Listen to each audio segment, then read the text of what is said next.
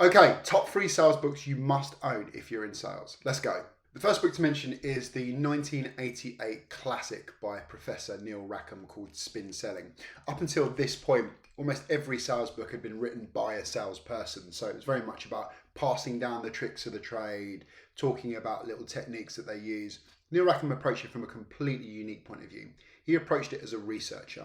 His objective was actually to confirm what we know about conventional sales wisdom. But by going on this journey, he actually learned that everything that we do in sales was completely and utterly wrong. And there was a select group of individuals who were doing the right thing, and he managed to model that through his book, Spin Selling.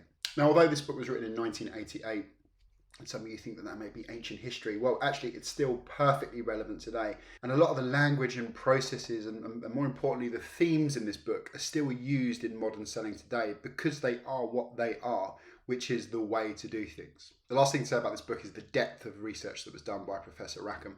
Over a 12-year period, he managed to attend 35,000 sales calls. Now, sales calls in 1988 weren't over the telephone. They were sitting in the prospect's office, looking them in the whites of the eyes. So the level and the depth of research was completely and utterly groundbreaking for the time. Well worth a read, and I recommend buying this book. The second book I want to discuss is the 2011 masterpiece, The Challenger Sale by Brent Adamson and Matt Dixon. This book is really interesting because a lot of the research was done on the build-up to 2008, which is obviously the global financial crisis. It was published in 2011. Now, the reason this book is so fascinating is, again, it takes a lot of the conventional wisdom in sales and turns it on its head due to some really detailed and fantastic research.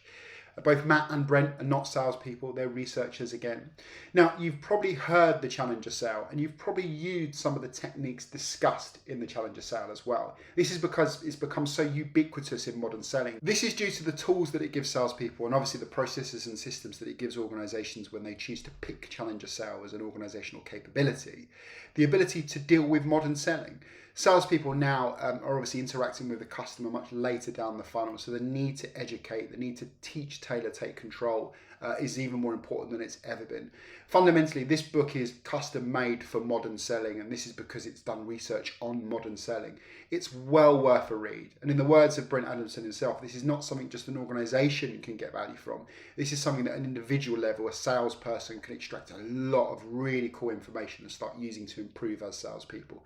But more importantly, the person who's won the most from the Challenger Sale is actually prospective buyers. This has really helped add value to the relationship between the seller and the buyer. Number 3, the 2016 Never Split the Difference by Chris Voss. You've probably heard of this book. You've probably seen Chris being interviewed. He gives a lot of really useful insight on negotiation and actually communication in general. Now, Chris is uniquely positioned in this subject because he's a former hostage negotiator. So as you can imagine, there's a big difference between losing a deal and losing the life of a hostage. Now, the stuff that's discussed in this book is really interesting and obviously lends itself fantastically well to sales because of the theme and the central thread of negotiation.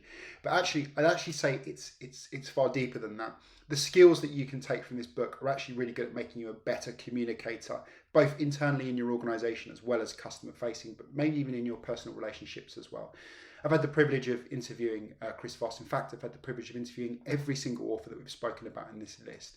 And Chris is really interesting. His background, the way he approaches these subjects, the research that's been done, and the way that he communicates this information is so simple and understandable on what is actually a very deeply psychological subject. There's a ton of practical hints and tips that come out the back of this, and it's guaranteed to make you better at negotiating. Well worth a read. Now, obviously, there's 3 books there that we've discussed. All of these I consider to be the holy trinity of sales books. Any that I've missed out, any that you'd add, please put in the comments. Thanks a lot.